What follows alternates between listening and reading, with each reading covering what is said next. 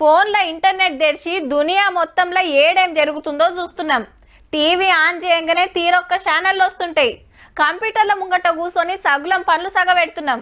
పలానా అడ్రస్కు ఎట్లా పోవాలని గూగుల్ అమ్మని అడిగితే చక్కగా ఆడికే తీసుకుపోతుంది. గివన్నీ ఎట్లయితున్నాయి? మొగుల మీద ఉండే శాటిలైట్లతోటి. ఇప్పుడు గీ ముచ్చట ఎందుకంటే All L40 engines generating nominal thrust. S139 motor ignited.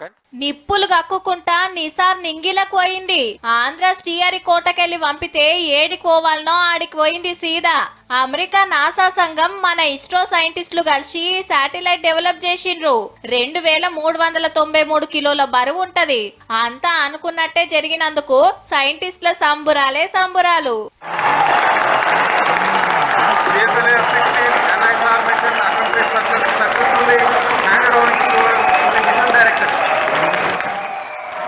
భూమిని పరీక్ష కొత్త టెక్నాలజీతో తయారు చేసిరట. దీన్ని 12 రోజులకు పారి టిక్క ఫోటోలు కొట్టి పంపిస్తదట. అడవులు, మంచు కొండల ఏరియాలు, ప్రాజెక్టులు, రోడ్లు, బిజ్జిల కాడ ఎట్లుండేది ముందే ఓ నజరేస్తానికి మంచిగా అక్కడికొస్తదన్నట్టు.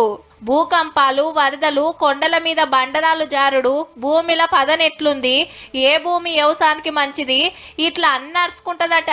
పగలైనా రాత్రైనా ఎసొంటి వాతావరణంలోనైనా మంచిగా అగుపడతట్టు ఫోటోలు తీస్తదట.